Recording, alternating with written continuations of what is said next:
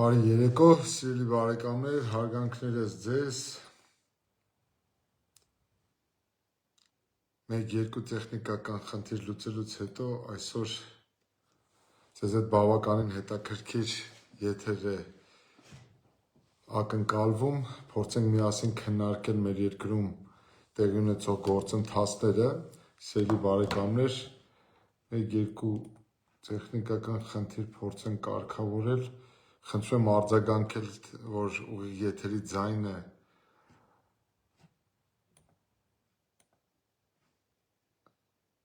նորմալ է թե ոչ, որպեսզի կարողանանք առաջ անցնել։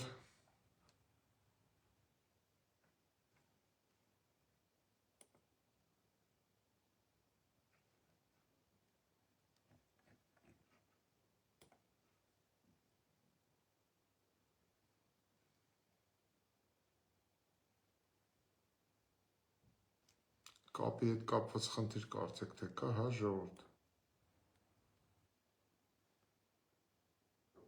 Շատ լավ է, շնորհակալություն։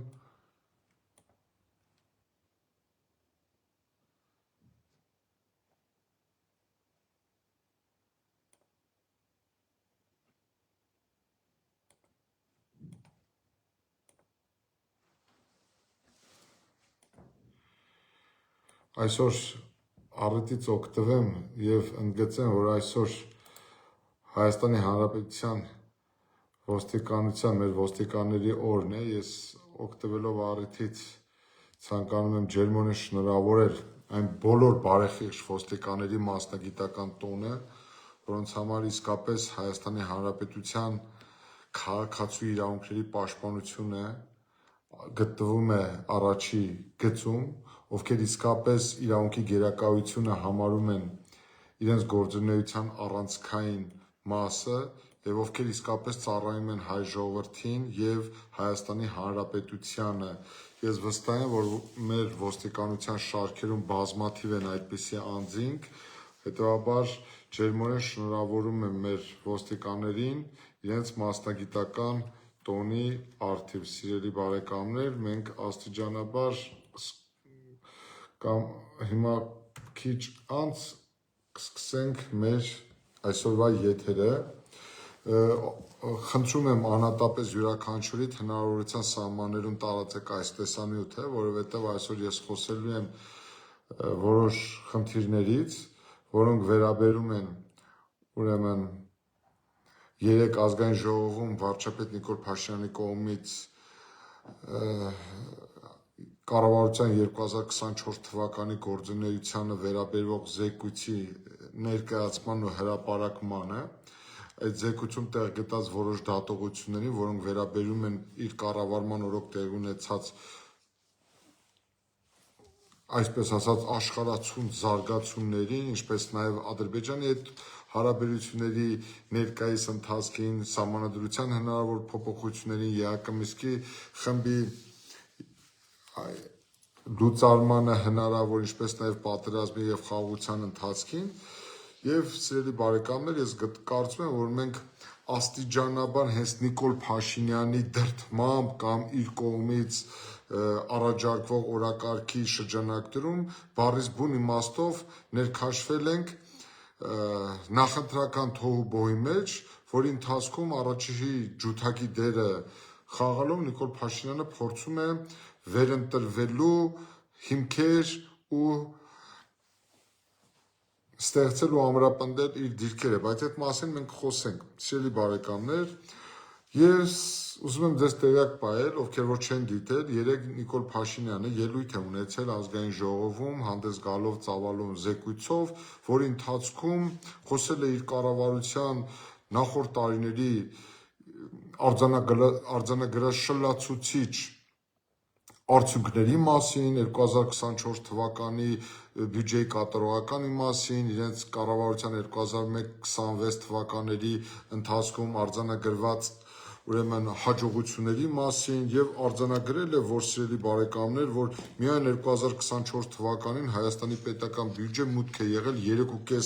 3.3 միլիարդ դոլար եւ ընդ որում հարկ է համարել Նիկոլ Փաշինյանը արձանագրել, որ իր իշխանության գալուց մինչև առ այս պահը 2018-2024 թվականներին Հայաստանի Հանրապետության պետական բյուջեն ավելացել է 4.2 միլիարդ դոլարով, այսինքն ըստ իրեն հետհեղափոխական, շատ լսեք, ըստ հետհեղափոխական 7 տարիների ընթացքում Հայաստանի Հանրապետության պետական բյուջեն մուտք է եղել հավելյալ 4.2 միլիարդ դոլար։ Ես այս ամեն ինչի մասին ուզում եմ ընդհանրապես մի բան ասել Նիկոլ Փաշինյանի հայտի պոպուլիստ լինելու հանգամանքը կարծեք թե որևէ մեկ այլևս կասկածի տակ չի դնում, բայց ես կուզենայի մի փոքր այլ համատեքստից անդրադառնալ այս իրավիճակին եւ Հայաստանի Հանրապետությունում տիրող գործող իշխանության կողմից վարվող քարոզչության ֆոնի վրա ուզում եմ տեղեկացնել ձեզ հետեւյալը իմ կարծիքը, որ ով չի հավատում Նիկոլ Փաշինյանի տված խոստումներին կամ նրանց իշխանության որևէ խոսքի, ուրեմն առնվազն սրիկա քոչարյանական է կամ կոռումպացված սերժական է կամ նախկին թալանչի է, ում պետք է ծեփել պատերին, այսինքն եթե դու չես հավատում Նիկոլ Փաշինյանին եւ նրա իշխանությանը, ուրեմն առնվազն դու նախկին սրիկա ես, քոչարյանական ես, սերժական ես կամ ծախված քոչարյանական ու սերժական ես։ Ու եթե սիրելի բարեկամներ, խնդրում ուշադրություն դարձրեք, եթե Քոչարյանի օրոք ըստ Քոչարյանի ժամանակվա արտաքին գործերի նախարար Վարդան Օսկանյանի Քոչարյանի օրոք Հայաստանը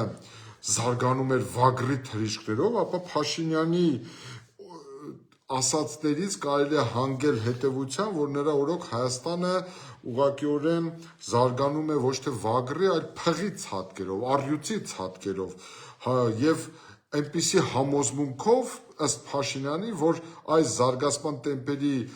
դեպքում 2050 թվականին Հայաստանը պետք է ունենա 25 օլիմպիական չեմպիոն, իսկ ֆուտբոլի Հայաստանի հավաքականը պետք է դառնա առնվազն աշխարհի կամ Եվրոպայի առաջնության մրցանակակիր։ Այստեղ չես կարող չհիշել տարածուրեն մի քանի օր առաջ տեղի ունեցած խայտառակ արդյունքը Հայաստան-Վրաստան ֆուտբոլային խաղի, երբ արձանագրեցինք 9-1 երկու խաղերի արդյունքով խայտառակ նվաստացուցիչ արդյունք։ Իսկ ամենակարևոր խոստմանը, որին մենք պետք է հավատանք, ըստ Փաշինյանի այն է, որ 2050 թվականին Հայաստանը պետք է ունենա 5 միլիոն բնակչություն։ Սա է Փաշինյանի խոստումների եւ իրական Հայաստանի պատկերը, ու մենք պետք է հասկանանք, որ այս իրավիճակում Փաշինյանի երեկվա խոսքը որքանով է համարժեք այն կառավարմանը վերջի 7 տարիների, որը իրականացվում է Փաշինյանի եւ նրա ղեկավարած քաղաքական թիմի կողմից։ Եվ այս ֆոնի վրա, սիրելի բարեկամներ, ես ուզում եմ հռետորական եւ ուղղակիորեն հերրակա կարգով դիմել իրեն։ Դու 7 տարի չես կարողանում Ամուլսարի խնդիրը լուծես։ Ի վերջո որոշես Ամուլսարը շահագործվելու է թե ոչ։ Նրա շահագործումը ձեռնատու է Հայաստանի Հանրապետությանը թե ոչ, վնասակար է թե ոչ, բայց հրաշալի կերպով կարողանում ես ճակերտավոր իհարկե, հրաշալի կերպով կարողանում ես լուծել Հայաստան-Ադրբեջան հարաբերությունները, Հայաստան-Թուրքիա հարաբերությունները, Հայաստան աշխարհաքաղաքական կենտրոնների միջև առաջացած խնդիրները, Հայաստանի եւ Ադրբեջանի միջև սահմանազատման ու սահմանագծման խնդիրը, քո մոտ այդ խնդիրները ավելի բարդագույն խնդիրները լուծելը ավելի հեշտ է փաստորեն ձեզ մոտ, քան Ամուլսարի շահագործումը 7 տարի, խնդրում եմ, սա ֆիքսենք, հարգելի բարեկամներ։ Այս առումով, սիրելի բարեկամներ, իսկ իրականում ես ուզում եմ, որ դուք ֆիքսեք Հայաստանի պետական պարտքը Նիկոլ Փաշինյանի օրոք վերջին 7 տարիների ընթացքում 6.5 միլիարդից հասել է 12 միլիարդը գերազանցող թվի։ Այսինքն, այլ կերպ ասած, այս իշխանության կառավարման օրոք Հայաստանի պետական պարտքը կրկնակի աճել է, սիրելի բարեկամներ։ Երեկվա Փաշինյանի զեկույցի մեխը կամ աղը կամ առանցքը ապօրինի ծագում ունեցող գույքի բռնագանձման օրենքի շրջանակներում իր բնորոշմամբ հայտի թալանչիներից ու կոռուպցիոնիստներից բռնագանձված գումարի չափն է եւ այդ օրենքի փիլիսոփայության մասին անընդհատ հիշատակումն էր, նույնիսկ բանը հասավ նրան, որ ընդգծում է, որ հետեւյալը, որ ասում է ժողովուրդ ջան, ասում է, բա այս 4.2 միլիարդ ԱՄՆ դոլարին համարժեք պետական բյուջեի արկայությունը պոզով պոչովել որտեղից է, բա թալանի վերադարձը ինչպես է լինում։ Այսինքն Նիկոլ Փաշինյանը տեսեք ինչ է ենթագիտակցորեն խոստովանում, սիրելի բարեկամներ, որ ըստ նրա 7 տարվա ընթացքում ՀՀ պետական բյուջեի ավելացումը բացառապես պայմանավորված է թալանչիներից վերադարձված գումարով, այսինքն 7 տարվա մեջ հայ ժողովուրդ, դուք չեք աշխատել, որևէ հավելյալ արժեք չեք ստեղծել, որևէ եկամուտ չեք ստեղծել, պետական բյուջեի մեծացման առումով դուք որևէ դերակատարություն ու նշանակություն կամ ազդեցություն չեք ունեցել։ Հայաստանի Հանրապետության ներկայիս պետական բյուջեն, որը մեր ժողովրդի սեփականությունն է, ըստ Նիկոլ Փաշինյանի, վերջի 7 տարում 4.2 միլիարդ դոլարով ավելացել է բացառապես նախկիներից վերադարձված թալանի արդյունքում։ Հայ ժողովուրդը վերջի 7 տարիների ընթացքում չի աշխատել։ Ընդ որում այստեղ գիտեք ինչ, ես հիմա քիչ անց այդ ռետորական հարցերը կբարձրացնեմ, դուք վերլուծության կատարեք ինքներդ ձեզ համար եւ դուք հետեւությունների հանգեք, սիրելի բարեկամներ։ Այստեղ են ասել, սակայն այ քեզ ուրախ նապաստակ։ Սակայն շարունակենք, սիրելի բարեկամներ, թվարկել Փաշինյանի երեկվա աշխարհացունց հայտարարությունները։ Ասում եմ, պետք է խոստովանեմ Փաշինյանը, որ մեր տված խոստումը թալանը հետ բերածի մասին դա եղել է խոստում օրենքի շրջանակներում։ Փաշինյանը ընդգծում է, ասում է, որ մենք չենք խոստացել մեր ժողովրդին, որ գալու ենք վենդետա իրականացնել։ Կներեք, իսկ ձեզանից որևէ մեկը պահանջել է վենդետա իրականացնել, այսինքն արյան վրեժի խնդիր ստեղծել Հայաստանի Հանրապետությունում, որովհետև վենդետա հենց բառից բուն իմաստով նշանակում է արյան վրեժ։ Դուք ումից պետք է արյան վրեժ լուծեիք։ Հայաստանի Հանրապետությունում արյուն են թափել, ես դուք ինքներդ ենթագիտակցորեն խոստովանում եք, որ արյուն է թափելու, արյուն թափողները պատասխանատվության չեն ենթարկվել, այստեղ կա արդեն պատասխանատվության խնդիրը, դուք ես չեմ ասում, դուք եք ասում։ Այնուամենայնիվ ընդգծում է, որ այդ թալանը հետ բերելու համար իրենք ստեղծել են ենթակառուցվածքներ եւ վկայակոչում է ապօրինի ծագում ունեցող գույքի բռնագանձման մասին օրենքը եւ հիշատակում է այդ օրենքի կարգավորումները եւ դրանցով ընդգծում, որ իրենք բացառապես դա գործել են օրենքի շրջանակներում։ Սիրելի բարեկամներ, ես ուզում եմ զուտ նաեւ որպես իրավաբան ձեզ նախապես ի սկզբանե զգուշացնել։ Ապօրինի ծագում ունեցող գույքի բռնագանձման մասին օրենքի սահմանադրականության հարցը այսօր քննարկվում Հայաստանի Հանրապետության Սահմանադրական դատարանում։ Ավելին, վերջերս հայկական տեղեկատվական հարթակներում հրապարակվել է մի վերլուծություն, որը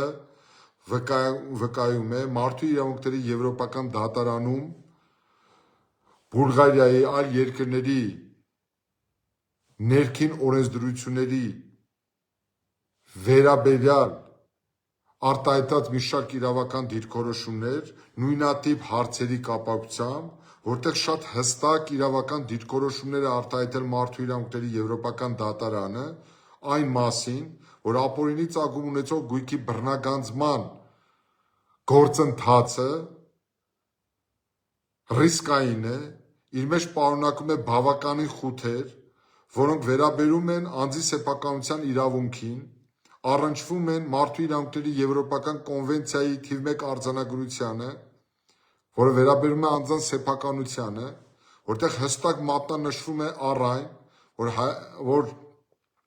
մարդուց հնարավոր է խլել գույքը, եթե նրա հանցավոր արարքի եւ այդ գույքի ձեռքբերման միջև առկա է պատճառահետևանքային կապ։ Եթե առկա չէ պատճառահետևանքային կապ, ապա Մարդու իրավունքների եվրոպական դատարանը այդտեղ ռիսկային ու խնդրահարույց է դիտարկել սեփականության իրավունքին ձեռք տալը։ Ես շատ պարզունակ եմ ներկայացնում, որպեսզի ձեզ համար պարզ լինի։ Եվ այս համատեքստում ուզում եմ ձեզ տեղեկացնել, վերջի 3 տարվա ընթացքում Հայաստանի Հանրապետության Սահմանադրական դատարանում քննարկվում է Հայաստանի Հանրապետության ապօրինի ծագում ունեցող գույքի բռնագանձման մասին Հայաստանի Հանրապետության սահմանադրականության հարցը։ Իմ ունեցած հավաստի տեղեկություններով Հայաստանի Հանրապետության Սահմանադրական դատարանը այդ օրենքի սահմանադրականության հարցին վերաբերյալ համապարփակ դիրքորոշում ձևավորելու նպատակով ղեկավարվելով մեր օրենսդրությամբ Հայաստանի Հանրապետության խորհրդատվական կարծիք ստանալու համար դիմել է Մարդու իրավունքների Եվրոպական դատարանին եւ վերջերս, եթե չեմ սխալվում, նախ անցած տարի ստացվել է այդ խորհրդատվական կարծիքը,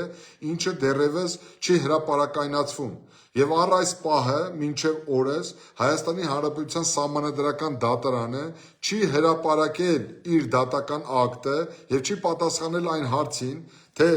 Հայաստանի Հանրապետության ապօրինի ծագում ունեցող գույքի բռնագանձման մասին Հայաստանի Հանրապետության օրենքը արդյոք համապատասխանում է Հայաստանի Հանրապետության Սահմանադրությանը, թե ոչ։ Դատելով այսօր եւ երեկ ազգային ժողովում իշխող ուժի այս կամ այն ներկայացուցչի արտաբերած դիրքորոշումից կարելի է ենթադրել, որ Սահմանադրական դատարանը առաջիկայում հնարավոր է, որ այդ օրենքի սահմանադրականության վերաբերյալ հրապարակի այնպիսի դիրքորոշում, որ այդ օրենքը համապատասխանում է Հայաստանի Հանրապետության Սահմանադրությանը, սակայն հետո չասեք ես չեմ զգուշացրել, կա մեծ վտանգ, կա մեծ ռիսկ, որ այդ գործերով, որոնցով հիմա ներգրաված են այն նախկին, այսպես ասած, թալանչիները, որոնց մասին Նիկոլ Փաշինյանը ամեն օր նրանց հաշվին քաղաքական դիվիդենդ է ձեռք բերում, այդ մարդիկ կբողոքարկեն այդ դատական ակտերը, ի վերջո կհասնեն Մարդու իրավունքների Եվրոպական դատարան եւ Մարդու իրավունքների Եվրոպական դատարանը Մարդու իրավունքների Եվրոպական դատարանի նախադեպային իրավունքների հիման վրա այնպիսի իրավական դիրքորոշումներ կարտահայտի եւ այնպիսի դատական ակտեր կհրապարակի, որ այսօր Նիկոլ Փաշինյանի կողմից գովերքվող ապօրինի ծագում ունեցող գույքի բռնագանձման մասին գործընթացը ամբողջությամբ գլխիվայր շուռ կգա։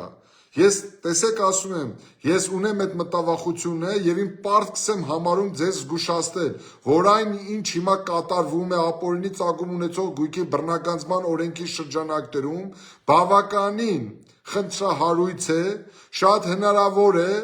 որ վաղը մյուս օրը այսօր ովքեր որ ներքաշված են այդ ապօրինի ծագում ունեցող գույքի բռնագանձման օրենքի շրջանակներում նրանցից գույք է վերադարձում պետությանը, այդ շրջանակները դատի տան վաղը Հայաստանի Հանրապետությանը եւ Մարդու իրավունքների Եվրոպական դատարանը նրանց օգտին դատական ակտեր կայացնեն եւ փոխհատուցում ստանան այդ մարդիկ վաղը մյուս օրը Հայաստանի Հանրապետությունից։ Իսկ Հայաստանի Հանրապետության բյուջեն, սիրելի ժողովուրդ, հարգելի հայ հասարակություն, գոյանում է, ձևավորվում է ձեր տված հարկերից, տուրքերից եւ այլ վճարներից։ Հետեւաբար այն քաղաքական PR-ը, որ այսօր անում է Նիկոլ Փաշինյանը այս օրենքի գործողության արդյունքում, դրա հատուցման, դրա վերջնական ոդիսականի ժամանակ շատ հնարավոր է, որ Փաշինյանի իշխանությունը գոյություն չունենա, բայց պարտավորությունները Հայաստանի Հանրապետության մնալու են։ Հետևաբար, եթե դուք իսկապես արդար եք, եթե դուք իսկապես ազնիվ եք, եթե դուք իսկապես օրինավոր եք, եթե դուք իսկապես կարևորում եք այդ օրենքի գործողությունը, ապա շատ կարևոր է Սահմանադրական դատարանի որոշումը եւ Սահմանադրական դատարանը պարտավոր է հաշվի առնել նաեւ Մարդու իրավունքների Եվրոպական դատարանի նախադեպային որոշումները, որը վտանգի տակ չդնի հետագայում Հայաստանի Հանրապետությանը վնասի հատուցում պահանջելուց։ Ուստի ես իմ պարտքս եմ համարում, սիրելի բարեկամներ, ձեզ զգուշացնել այս մասին, որ այն ինչ հիմա արվում է այս ապօրինի ծագում ունեցող գույքի բռնագանձման օրենքի շրջանակներում պարզապես քաղաքական PR է, որը ծառայեցվում է գործող իշխանության կողմից հաջորդ կամ տեսանելի ապագայում խորհրդարանական ընտրությունների ժամանակ մեր ժողովրդի հավելյալ քվե ստանալու եւ վերընտրվելու համար։ Սիրելի բարեկամներ, ընդ որում Փաշինյանը, տեսեք ինչ է ասում երեկվա զեկույցում, ասում է վերջի 7 տարիների ընթացքում, ասում է, մենք մեր կառավարման արդյունքում Հայաստանի Հանրապետության տնտեսությունը աճել է ոչ ավել ոչ պակաս 43.5%։ Չգիտեմ, եւ այդտեղ տեսեք ինչ է ասում Փաշինյանը, ասում է թե այն հանգամանքին, որ կորոնավիրուս էր, պատերազմ էր, հետ պատերազմյան ճգնաժամ էր, ասում եմ, նույնիսկ այդ պայմաններում մենք տքնաջան աշխատանք ենք իրականացրել, որի արդյունքում ապահովել են 43.5% տնտեսական այլ։ Այստեղ չգիտես լաց թե խնդած, բայց վերադառնալով Փաշինյանի երեկվա զեկույցի տրամաբանությանը կոռուպցիայի դեմ պայքարի, ես ուզում եմ ձեզ հետ սիրելի բարեկամներ ազնիվ եւ հնարավորինս անկաշկանդ քննարկել։ Նիկոլ, քո կառավարման օրոք կոռուպցիոն հանցագործության մեջ մեղադրվող Սերժ Սարգսյանը արդարացվում է, իսկ Արմեն Աշոտյանը, նույն Սերժ Սարգսյանի տեղակալը, շարունակում է դատվել։ Ու հիմա դուք ինքներդ վերլուծեք, հարգելի ՀՀԿ-ականներ ու հարգելի ՔՊԱ-ականներ ու հարգելի ժողովուրդ, իսկապես ծիծաղելի է, չէ՞։ Շատերը արդարացնում են Նիկոլին, որ խեղճ Նիկոլն ինչ անի, որ Հայաստանի ամենակոռումպացված ընտանիքի անդամին դատարանը արդարացնում է։ Հասկանում եք, իսկապես խեղճ Նիկոլը ինչ անի, սիրելի ժողովուրդ։ Կարելի է ենթադրել, որ այդ դատավորն է նաև Թալանչի, որ արդարացրել են Սերժ Սարգսյանին։ Իսկ եթե լուրջ, պետք է հասկանալ հետևյալը։ Արդեն ի սկզբանե կանխատեսելի էր, որ Սերժ Սարգսյանը Նիկոլ Փաշինյանի ղեկավարած Հայաստանում արդարացվելու է։ Եթե Ռոբերտ Քոչարյանը Նիկոլ Փաշինյանի կառավարած Հայաստանում արդարացվելու է։ Սիրելի բարեկամներ, չեմ ուզում ձեզ շատ այս առումով ծանրացնել, բայց ես ուզում եմ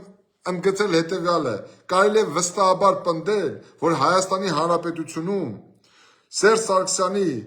կառավարման օրոք մեծագույն հանցագործն ու կոռուպցիոները եղել է միայն ու միայն Արմեն Աշոտյանը։ Մնացած բոլոր անձին, բոլորը կամ արդարացվում են, կամ վաղեմության ժամկետներով քրեական պատասխանատվությունից ազատվում են, կամ որևէ ձևով խուսափում են քրեական պատասխանատվությունից։ Հետևաբար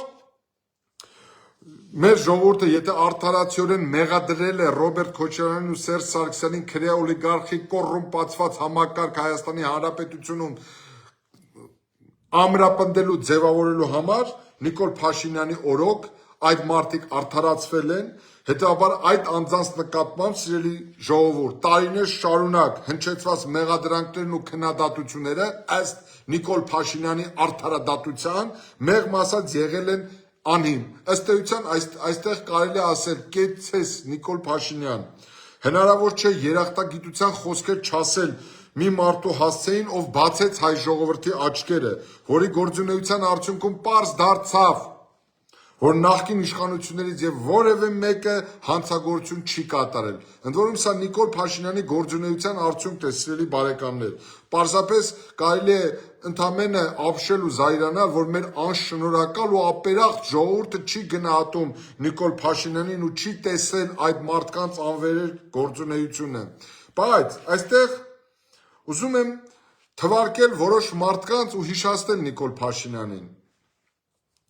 Նիկոլ Փաշինյանը երբ 2018 թվականին սիրելի բարեկամներ գալիս էր իշխանության, ուրեմն իր հենց լոզունգներով Հայաստանի Հանրապետությունում մեկնարկեց քրեաօլիգարխիկ համակարգի ապամոնտաժումը եւ խնդիր դրվեց քրեական պատասխանատվության ենթարկել բոլոր նրանց, ովքեր նախորդ տարիների ընթացքում կատարել են ենթադրյալ հանցագործություններ։ Ես ինչու եմ այս մասին խոսում, սիրելի բարեկամներ, որովհետև շատերին այս հարցը հոգնեցրել է, զզվեցրել է, մարդիկ իսկապես հոգնել են, բայց կներեք, Նիկոլ Փաշինյանը մինչև 3-7 տարի հանդիսանալով երկրի գործադիր իշխանության ղեկավարը 7 տարի հետո էլ խոսում է նույն թեմայի մասին։ Նա արդիական է պահում այս հարց, այս օրակարգը, այդ թալանչիական ուրեմն այդ համակարգի մասին նա արդիական է պահում, անդադ պահում է ջրի երեսին։ Ես հասկանում եմ դրա իմաստ ու ենթատեքստը, բայց մեր ժողովրդին պետք է հավելյալ եւ այլ դիտանկյունից ներկայացնել իրականությունը, որպեսզի մեր ժողովուրդը լսի նաեւ հակառակ կարծիք։ Սիրելի բարեկամներ, ուրեմն ինչի հետ մենք գործ ունենք։ Նիկոլ, ավելին ես ուզում եմ պաշտոնապես հայտարարել, այս տարիների ընթացքում որևէ մեկը 7 տարվա ընթացքում որևէ մեկը չի ենթարկվել իրական պատժի, քրեական պատասխանատվության, օրինական ուժի մեջ մտած դատական ակտ գոյություն չունի առ այս պահը, սիրելի բարեկամներ,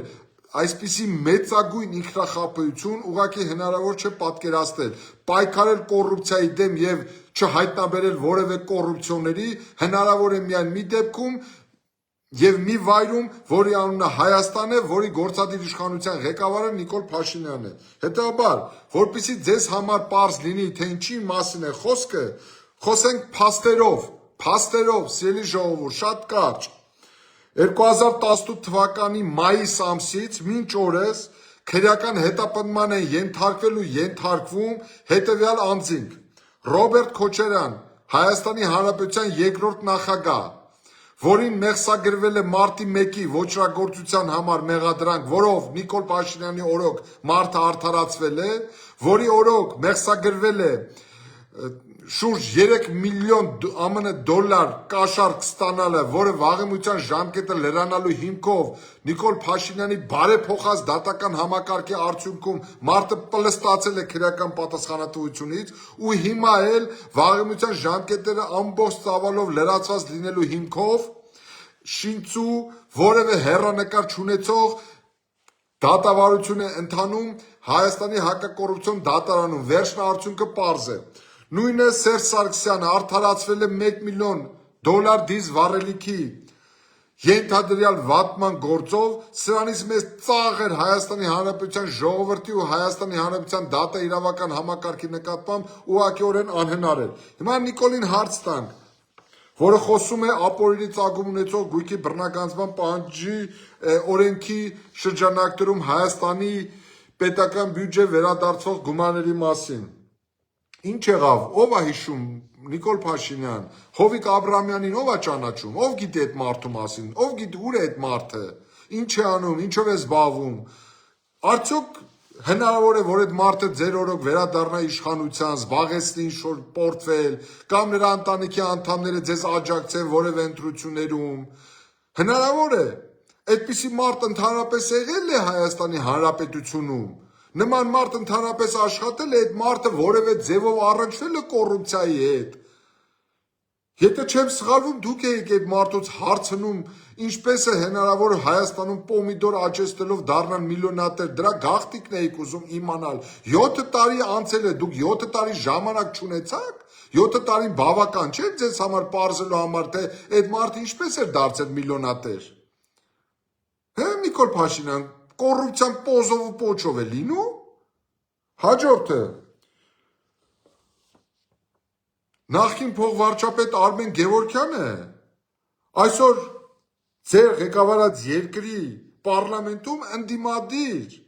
խմբակցության պատասխանատու ու ամենաարտահայտիչ դեմքերից մեկն է։ 7 տարի ժամանակ մարդ, ով ընդ որում Քոչարյանի կառավարման օրոք, Սերժ Սարգսյանի կառավարման օրոք ըստ էության եղել է ստվերային գորշ կարդինալ։ Հաջորդը մի քանի օր առաջ ինչ-որ հիվանդանոցում ինչ-որ հանդիպման է, որի ընթացքում ձեռք սեղմում եք ազգային ժողովի նախկին նախագահ Արա Բաբլոյանին։ Այն Արա Բաբլոյանին, որին ձեր կառավարման օրոք մեղադրանք եք առաջարկել, եթե չեմ սխալվում, սահմանադրական կարգը տապալելու համար։ Քանի տարի է անցել այդ գործից։ Մինչև երբ պետք է տեղ ունենա այդ դատաքննությունն ու ավարտը։ Ի վերջո այդ մարդը սահմանադրական կարգ տապալել էր, թե չէր տապալել։ Հրայր Թոմասյանի մասին ով է հիշում։ Հաջորդը ինչ եղավ նախկին գլխավոր դատախազ Գևորգ Կոստանյանը։ Ու Գևորգ Կոստանյանի նման մի քանի տասնյակ մարդ, ովքեր որտեղ են գտնվում, 7 տարի ժամանակ չունեին այդ մարդկանցով զբաղվելու։ Հաջորդը Միքայել Հարությունյանը, Հայաստանի Հանրապետության պաշտպանության նախկին նախարարը։ Այստեղ տասնյակ կանոններ կա, սիրելի բարեկամներ, ես չգիտեմ որ մեկին նշեմ, ես ես հավաստիացնում եմ հարյուրավոր մարդկանց կարելի է նշել, որոնց կառավարման ընթացքում հենց նույն Նիկոլ Փաշինյանն էր վկայակոչում, որ այդ մարդիկ թաթախված են եղել թալանի մեջ, ես դες հավաստիացնում եմ այդ մարդկանցից որևէ մեկը որևէ պատասխանատվության չի ենթարկվել, սիրելի բարեկամներ, ամենայն անկեղծությամբ եմ ասում։ Եվ այս ամենին զուգահեռ հիմա այս մարդ եկել կանգնել է ասում է, որ այս մարդկանցից Ենթադրյալ ապօրինի ծագում ունեցող գույքի բռնագանձման օրենքի շրջանակներում կալանքի տակ են դրել շուրջ 1.7 միլիարդ ԱՄՆ դոլարի համարժեք դրամի գույք։ Նորից եմ կրկնում, այդ գույքերի կալանք դնելը դա դեռևս երաշխավորված չի, որ այդ գույքերը վերադարձվելու են ու այդ գույքերը դառնալու են Հայաստանի Հանրապետության սեփականությունը։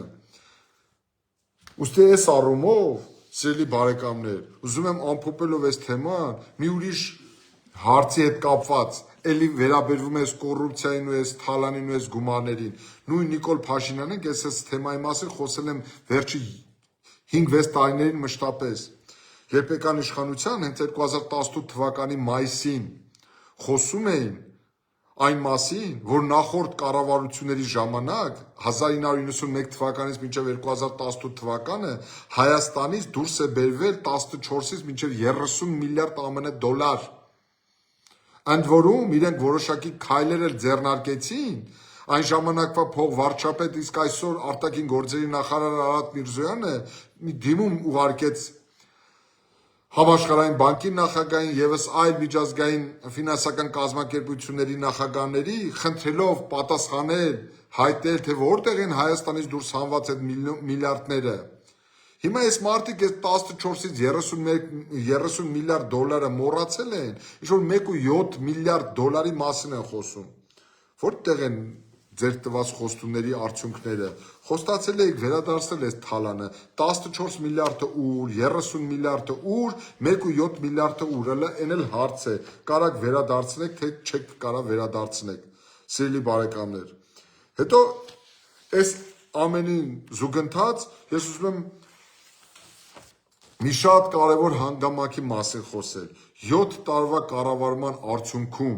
դուք կարող եք խոսել մեկ համակարգի մասին, որը կայացել է։ Դուք խոսում եք կոռուպցիոն դատարանների ձևավորման մասին, դուք խոսում եք դատական համակարգի գործունեության մասին, դուք խոսում եք արդարության մասին, դուք խոսում եք արդարադատության մասին, դուք կարող եք փողոցում հանգիստ քայլել, Նիկոլ Փաշինյան, ու յուրաքանչյուր քաղաքացուց ստանալ պատասխան, որ Հայաստանի Հանրապետությունը կոռուպցիայի ձեռք երկիր է, որ Հայաստանի Հանրապետությունում արդարադատություն կա, որ Հայաստանի Հանրապետությունում իրավունքի գերակայությունն է իշխում, որ Հայաստանի Հանրապետությունում մարդը պաշտպանված է,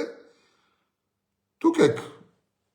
ձեր կառավարության նիստերում հնարավոր բոլոր պատե առիթները օգտագործելով խոսում կառավարման ճգնաժամի մասին։ Ընդ որում, սիրելի բարեկամներ, անցնենք կառավարման ճգնաժամի եւ այլ հարցերի մասին։ Դուք զգացել եք, որ գրեթե օր չկա, որ այս կամ այն սոցիալական շերտերի ներկայացուցիչներ չփակեն փողոցները ու չներկայացնեն իրենց պահանջները։ Մի օր Քասախ վարչական շրջանի բնակիչներն են փակում, մի օր Պրոշյան վարչական շրջանի բնակիչներն են փակում, մի օր Երևան քաղաքի Դավթաշեն վարչական շրջանի բնակիչներն են փակում, պահանջում են մեկը իր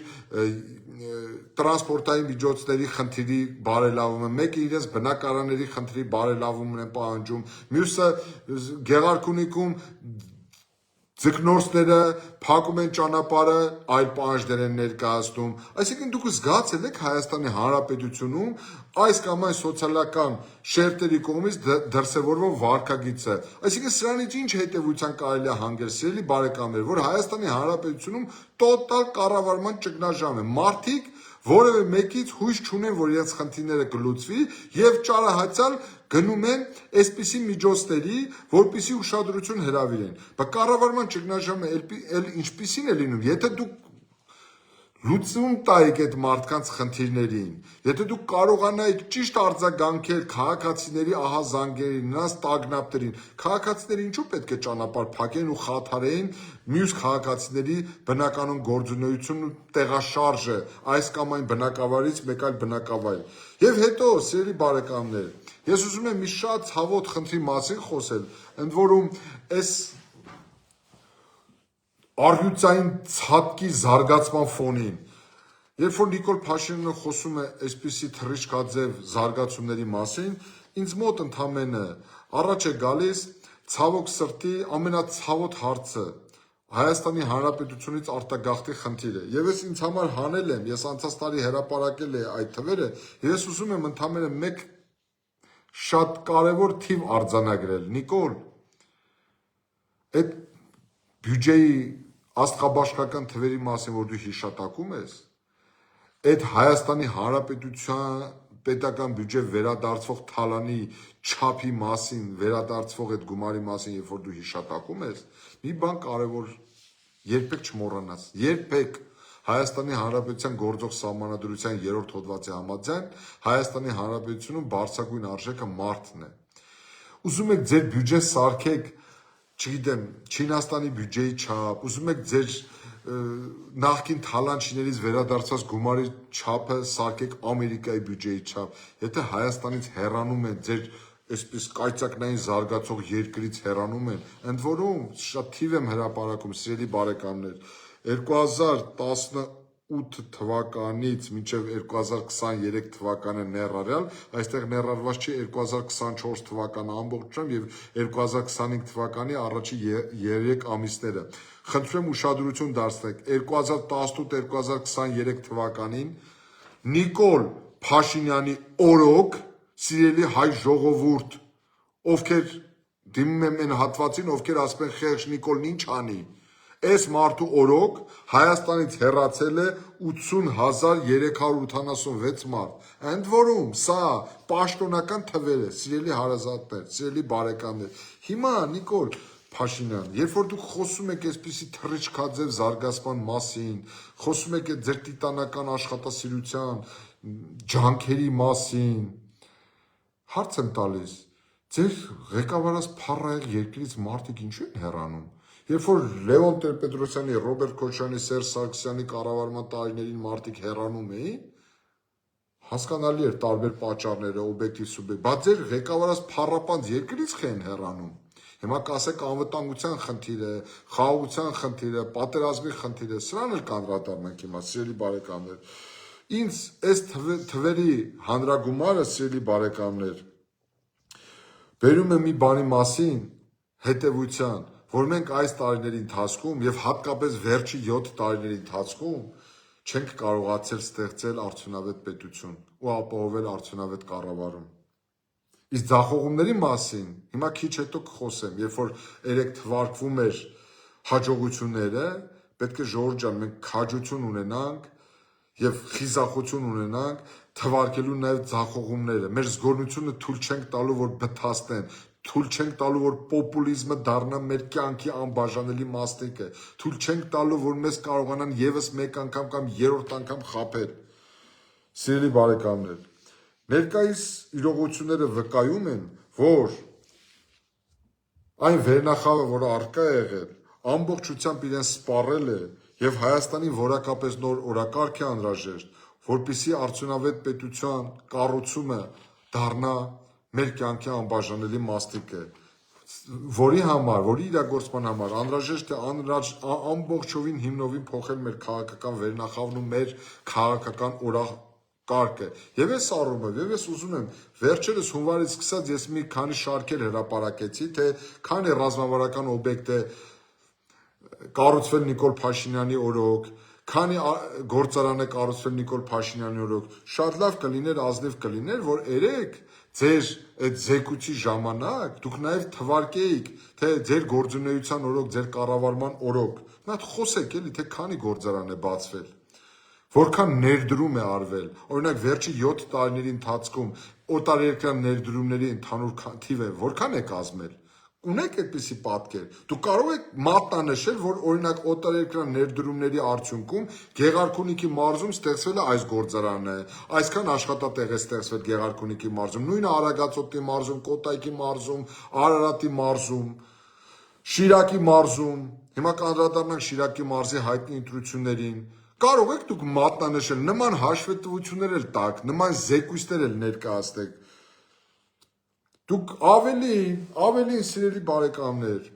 վերջերս Նիկոլ Փաշինյանը մի քանի օր առաջ եղել էր Սյունիքում։ Ես անկեղծ զարմանում եմ։ Իսկապես վարչապետը այդպիսի շրջայց պետքա կատարի որևէ մարզում։ Վարչապետի անելիքը դա է։ Վարչապետը այդ խնդիրներով պետքա զբաղվի։ Վարչապետին չի հետաքրքրել Հայաստանի Հանրապետության ամենառազմավարական մարզի անվտանգային խնդիրները, ջրային ռեսուրսները, պաշտպանական համակարգը, գործազրկության մակարդակը։ Փաշինյանը խոսում էր ինչ-որ Զանգեզուրի պղնձամոլիբդենային կոմբինատի ինչ-որ 21%-ի բաժնեմասի Հայաստանի Հանրապետությանը վերադարձնելու, ինչ-որ հարկերի չափի մասին։ Երբ Փաշինյանը գալիս էր իշխանության, սիրելի բարեկամներ, խոստանում էր, որ դուք բոլորդ կիմանաք, թե ովքեր են Հայաստանի Հանրապետության հանքերի իրական տերերը, Հայաստանի Հանրապետության առևտրային բանկերի իրական տերերը, Հայաստանի Հանրապետության կոպեկտերով սեփականաշնորհված գործարանների իրական տերերը։ Բա դրանց մասին ինչի՞ չեք խոսում, որ դրանց հիմնական տերերը գրանցված են օֆշորներում, որ Հայաստանի Հանրապետությունը դարձել է մեծ փողերի լվացքի մեքենա, փողեր է լվացվում։ Այդ նույն պղնձամոլիբդենային կոմբինատի դից գողացված 500 միլիոն դոլարի մասին ես մի քանի ամիս առաջ հիշեցեցի, ընդ որում դրա մասին խոսել էր ձեր իշխանության ներկայացուցիչ հայտնի падգամավոր Խաչատուր Սուքասյանը։ Բա խոսեք հանքերի իրական տերերի մասին։ Մի հատ Սյունիքի մարզում մարդը գնացել է էկո ծառայության, պարեկային ծառայության ինչ-որ բացում է անում։ Ձեր մոտ մենակ այդ ոստիկանական համազգեստ կամ այլ համազգեստ կրողների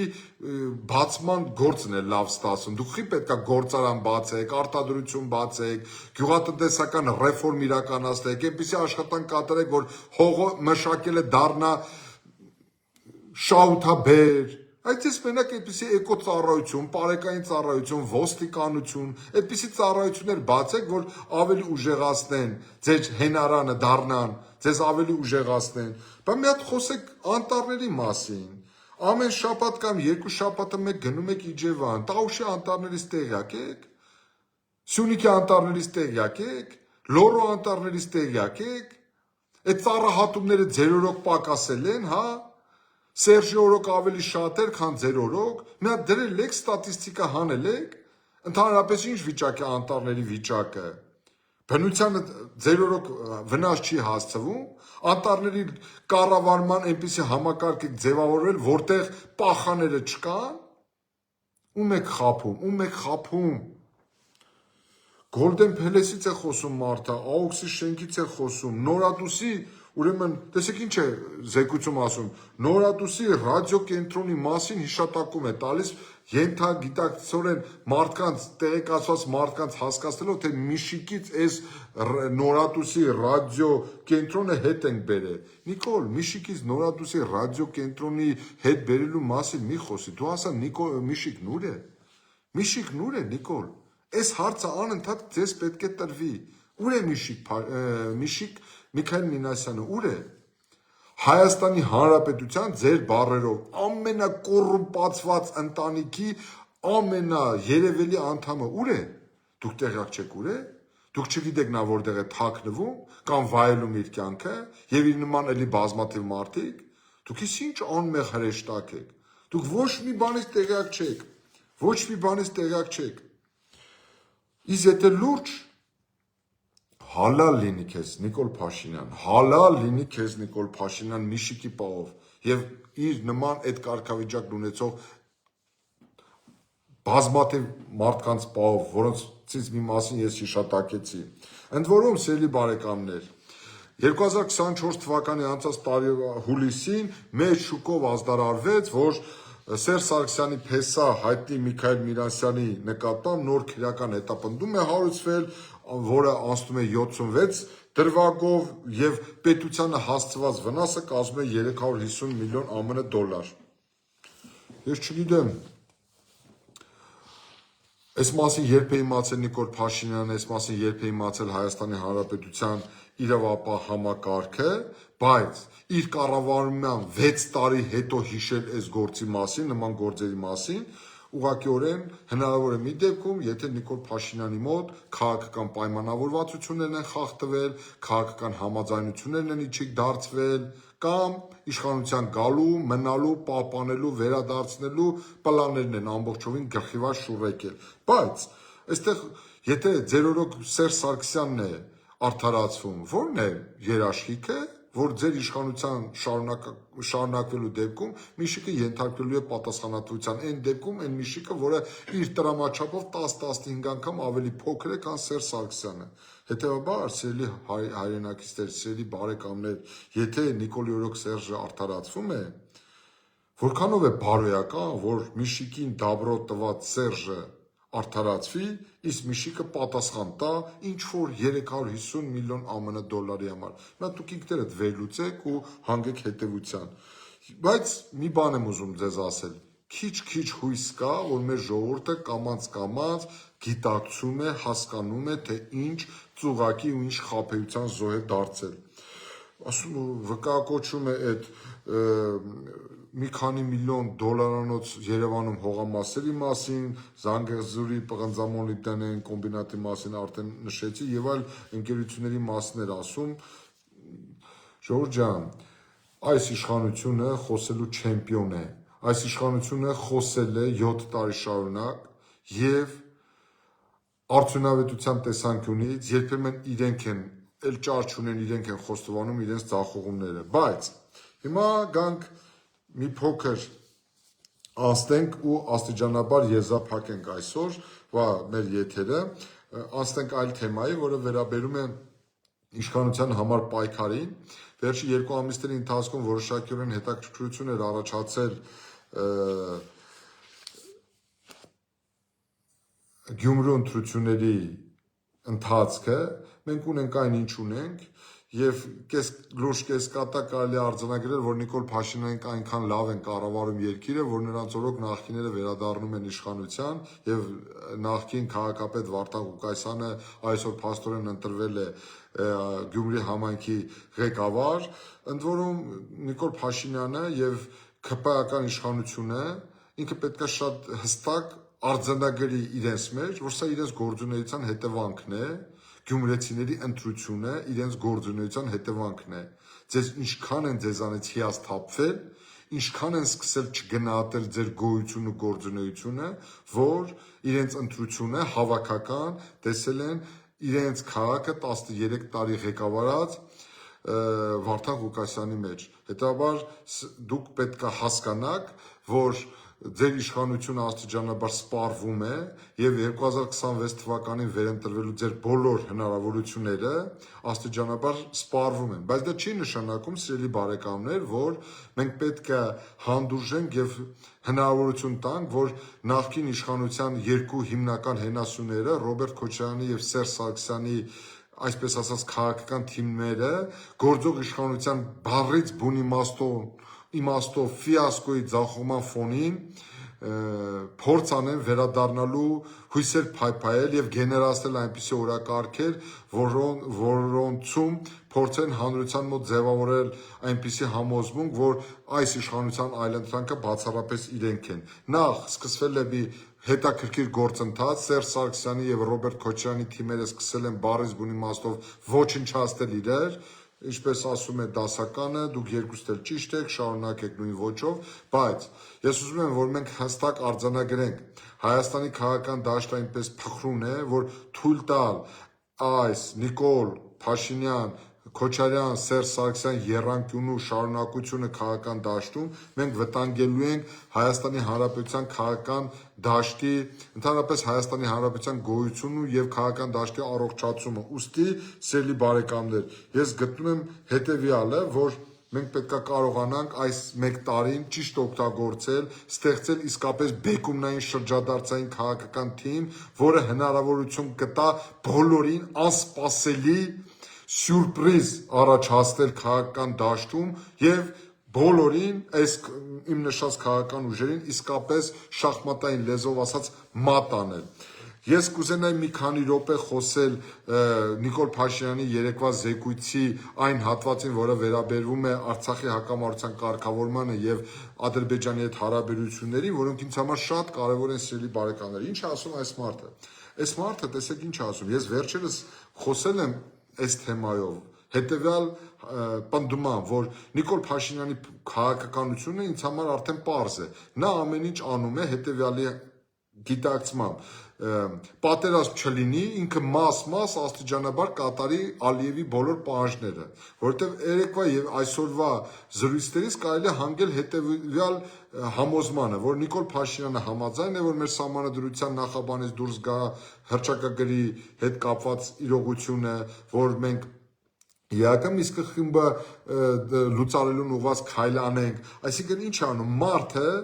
բացահայտորեն խաղաղության գաղափարը ծախում է մեր ժողովրդի վրա, հստակ գիտակցման, որ մեր ժողովրդին օդու ջրի պես անհրաժեշտ է խաղաղությունը, շատ լավ հասկանալով, որ Ալիևը իրը չի կնքելու այս աշխարհաքաղաքական իրողության պայմաններում, այս քաղաքական հաշվեկշռի պայմաններում խաղաղության պայմանագիր, սակայն շատ լավ տիրապետելով մեր ժողովրդի տրամադրություններին, փորձում է խաղաղության օրակարգը անընդհատ առաջին պլան մղելով ներհայաստանյան լսարանում, փորձում են հնարավոր բոլոր միջոցներով վերընտրվելու հնարավորություններ կորզել եւ դրանից ելնելով ընդཐུպ հասել է նրան, որ այսօր հայտարարում է, որ ինքը դեմ չէ, որ մեր սահմանադրությունից դուրս գա անկախության հռչակագրի հետ կապված ուրեմն այդ դրույթը։ Հիմա ես սիրելի բարեկամներ, ես հստակ արձանագրել եմ իմ տեսակետը շատ պարզ է։ Նիկոլ Փաշինյանի օրոք Հայաստանի Հանրապետությունում սահմանադրության փոփոխություն չպետք է տեղի ունենա, սա ակնհայտ է, որովհետև ցանկացած փոփոխություն Ադրբեջանը դա արձանագրելու է որպես Հայաստանի դեմ տարված հերթական հաղթանակը կամ Հայաստանի դեմ ներկայացված հերթական պահանջի իրականացումը։ Նիկոլ Փաշինյանը չի տալիս որևէ երաշխիք, որ նույնիսկ անգամ այդ փոփոխությունից հետո Ադրբեջանը այլևս նոր պահանջ չի ներկայացնելու Հայաստանի դեմ։ Իսկ որոնք են այդ պահանջները։ Այդ պահանջները շատ հայտնի են, Ալիևը շատ բաց է խաղում, Ալիևը ինչ է ասում, Ալիևը ասում է, որ 300,000 ադրբեջանցիներ պետք է գան Հայաստան ապրելու, Ալիևը Հայաստանից պահանջում է Սյունիքի մարզով անվերահսկելի միջանցք, Ալիևը դուրս չի բերում իր զորքերը Հայաստանի օկուպացված տարածքներից, Ալիևը Հայաստանի հետ ունի 1000 կիլոմետրանոց պետական սահմանի դելիմիտացիայի եւ դեմարկացիայի խնդիր եւ ցանկացած պահի նա կարող է տորպեդահորել, ձախողել եւ ուղղակիորեն տապալել այդ գործընթացը։ Ալիևը Ադրբեջանում դատում է Հայաստանի Հանրապետության քաղաքացիների եւ ազգությամբ հայ քաղաքացիների Արցախի Հանրապետության նախկին ղեկավարներին եւ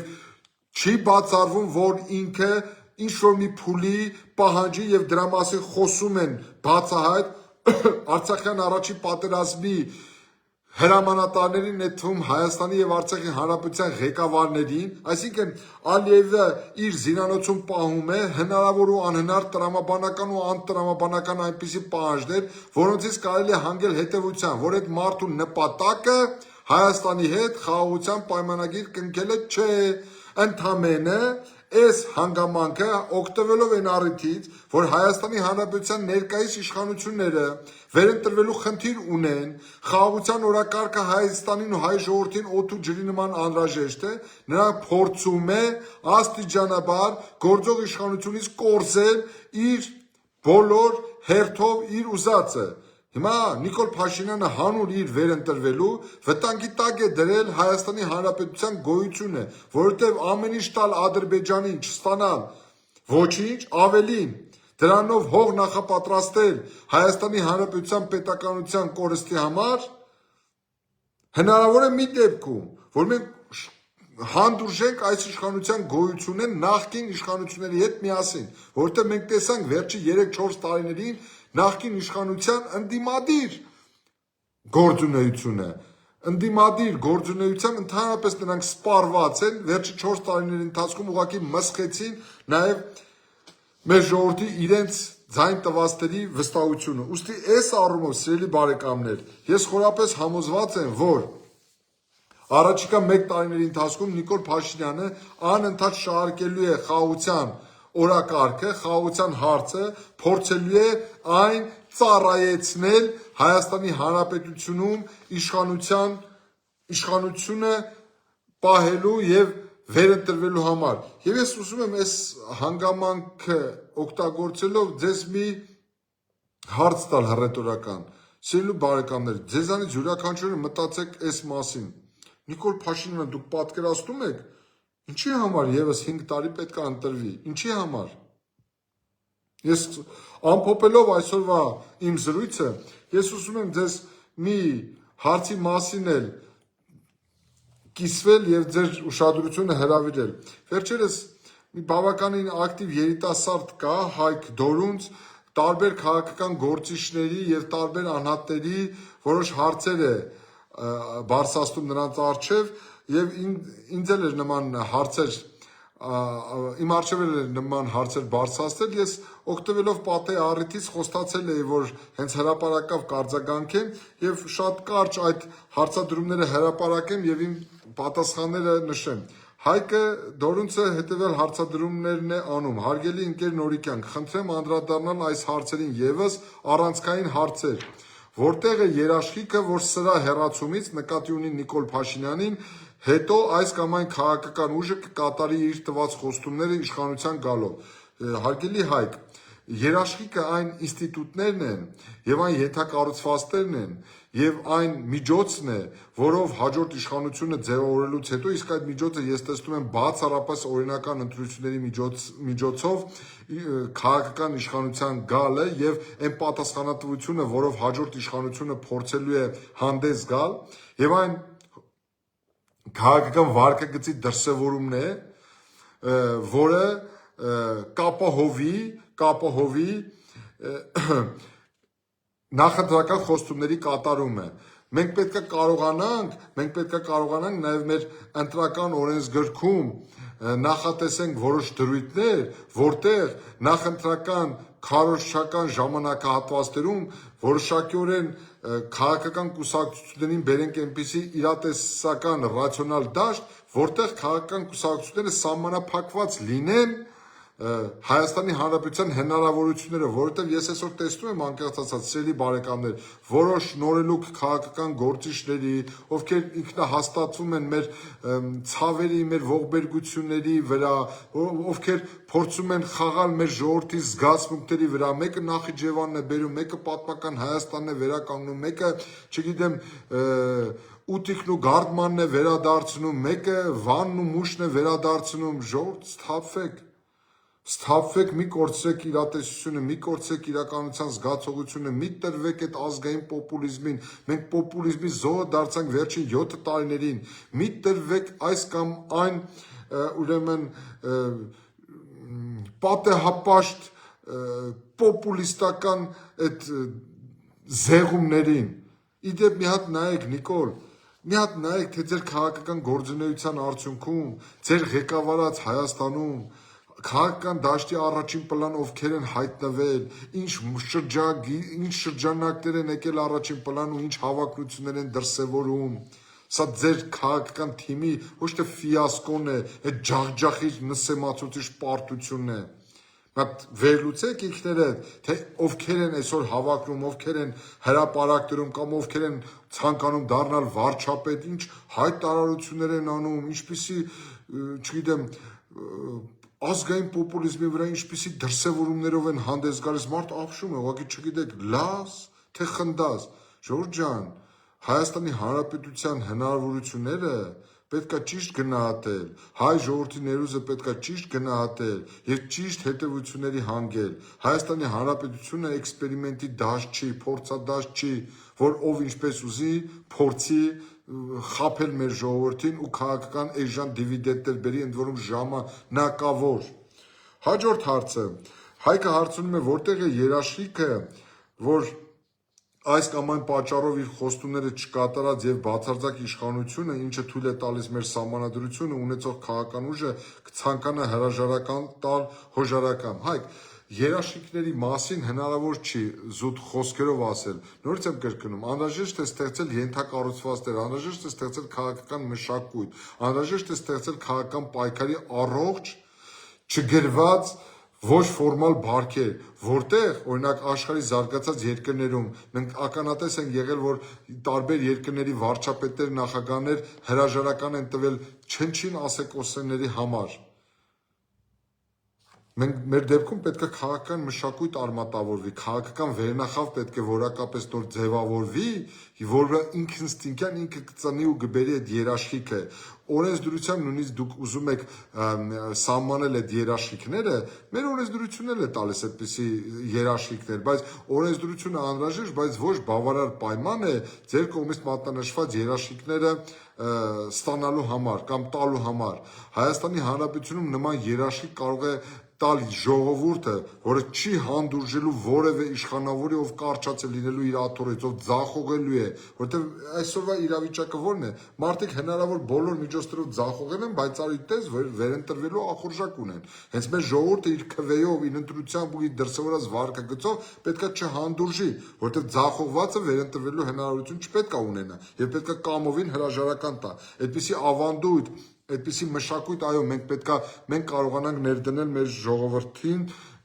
մեջ եւ մեր հասարակության մեջ, մեր պետության կառավարման գործընթացում։ Հարցնում է, որտեղ է այն սահմանը, որից այն կողմ այդ քաղաքական ուժը կընդունի, որ ինքն անզոր է լուծել երկրի առջև ծառացած խնդիրները եւ կընդունի, որ ինքն այնքան թույլ է եւ կամք չունի մինչեւ վերջ պայքարել իր գաղափարների համար, անկախ նրանից, թե դրանք ուր են տանում մեզ։ Օրինակ, ես մի օրինակ ասեմ ձեզ։ Ես պատկերացնում եմ հետեւյալը. 44 օրյա պատերազմից հետո Նիկոլ Փաշինյանը ընդամենը պետք է ասել հետեւյալը. սիրելի բարեկամներ, ես տանուլ եմ տվել պատերազմը, ես չեմ կատարել իմ տված նախընտրական խոստումները, չեմ արդարացել ձեր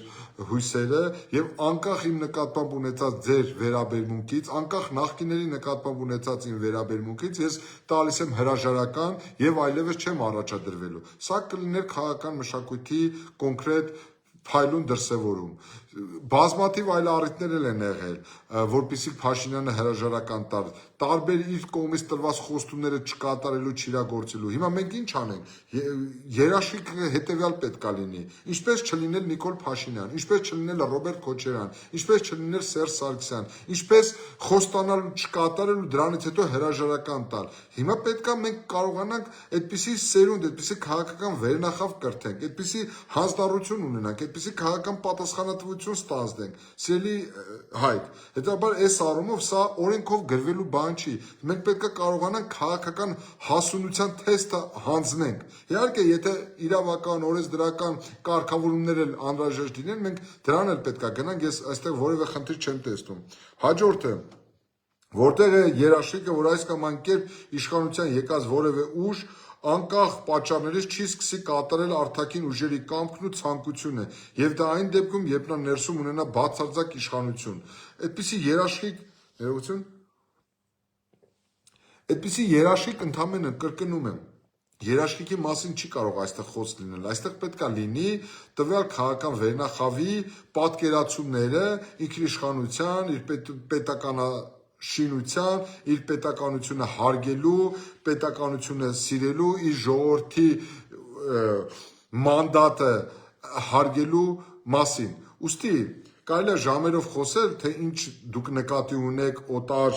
արտաքին ուժերի կամքն ու ցանկությունը, բայց ես իմ քաղաքական կռետոն հետեւյալն է։ Ես դες պարզ անկես ասում եմ, այն բոլոր քաղաքական ուժերն ու անհատները, քաղաքական կուսակցությունները, ովքեր սպասարկվում են, ովքեր հովանավորվում են օտարների կողմից, սպասարկում են օտար պետությունների շահերը, այդ քաղաքական ուժերն ու անհատները պետք է վռնդվեն քաղաքական դաշտից ու պատասխանատվության ենթարկվեն։ Ես ես հավաստիացնում եմ, Հայաստանի Հանրապետությունում քաղաքական գործունեություն կարող է իրականացնել բացառապես այն քաղաքական ուժը եւ այն քաղաքական անհատը, որի առանցքը բացառապես Հայաստանի Հանրապետությունն է, որը առաջնորդվում է բացառապես Հայաստանի Հանրապետության ռազմավարական շահերով։ Եվ այն բոլոր այսպես կոչված արևմտամետները, այսպես կոչված ռուսամետները, որոնք ուրեմն ամեն օր Ռուսաստանի դրոշակն են դարձրել իրենց կյանքի թիվ 1 նպատակը, Արևմուտքի Բրյուսելի դրոշակներն են դարձրել իրենց կյանքի նպատակը, Ամերիկայի դրոշակն են դարձրել իրենց գործունեության հիմնական նպատակը կամ իրենց լոկոմոտիվը, հարգելի Հայկ, ես ամենայն պատասխանատվությամբ եմ հայտարարում, նման քաղաքական ուժերը վտանգ են ներկայացնում Հայաստանի ազգային անվտանգության համար, որովհետև նման այդ քաղաքական ուժերը չեն սպասարկում Հայաստանի Հանրապետության շահը։ Ես խորապես ելնում եմ այդ համոզմունքից, որ եթե մենք գանք իշխանության ու վաղ թե ուշ, սիրելի բարեկամներ, վաղ թե ուշ մեր տեսակը իմ անձով էլ չլինի, մեր թիմի դեմքով էլ չլինի, մեր տեսակը հաղթելու է ինչի, որովհետև մենք որևէ մեկից կախում չունենք։ Մենք քաղաքական առումով, կրկնում եմ, քաղաքական առումով ճակերտերով ընդգծված եմ ասում, մենք անտեր քաղաքական ուժ ենք, մենք որևէ մեկից կախում չունենք, մենք որևէ մեկի մարիոնետը չենք։ Վաղ թե ուշ Հայաստանում իշխանության է գալու այդպիսի քաղաքական ուժը, որը հստակ առաջնորդվելու է բացառապես Հայաստանի Հանրապետության ռազմավարական շահերով եւ որի կարող է թելադրել բացառապես Հայաստանի Հանրապետության ժողովուրդը եւ Հայաստանի Հանրապետության օրենսդրությունը, սահմանադրությունը։ Եվ հաջորդը, ինչպես պետք է ժողովուրդը պայքարի որևէ հաջորդ բացարձակ իշխանություն ունեցող ուժի դեմ նորից կոտրած տաշտակի առաջ չկանգնելու համար, եթե դրա անհրաժեշտություն առաջանա։ Հարգելի Հայկ, ես իրավաբան եմ, շատ լավ հասկանում եմ իշխանությունների տարանջատման սկզբունքը, նրանց միմյանց հակակշռելու համակարգերը, ես խորապես համոզված եմ, Հայաստանի Հանրապետության գործող սահմանադրությունը պետք է գնա պատմության աղբարկղը, ընդ որում այս բեռնելա ծանրացած Սերժ Սարգսյանի խղճին, թող ինքը լավ մտածի, որ այս ամբողջ ավերածությունները 2015 թվականի խորհրդարանական կառավարման համակարգ անցնելու միտված իր քաղաքական արկածախնդրություններ, իշխելու մոլուցքներ, որը բերեց մեր երկիրը հասցրեց այսպիսի կոլապսի, այսպիսի ծայրաստիճան վտանգավոր հանգրվանի հասցրեց։ Հետևաբար մենք պետք է իշխանության գալու դեպքում հաջորդ իշխանությունը պետք է ձևավորի, անձամբ եթե մենք գանք իշխանության, ստանանք մեր ժողովրդի վստահության քվեն, մենք մեր քաղաքական համախոհների հետ միասին 6 ամսվա ընթացքում փոխելու ենք Հայաստանի Հանրապետության սահմանադրությունը, վերականգնելու ենք կիսանախագահական կառավարման համակարգը, 1 տարվա ընթացքում ստեղծելու ենք որակապես նոր ազգային անվտանգության ռազմավարական հայեցակարգ, ընդունելու ենք որակապես նոր ռազմական դոկտրին, ընդունելու ենք որակապես նոր արտաքին քաղաքական դոկտրին, տնտեսական դոկտրին։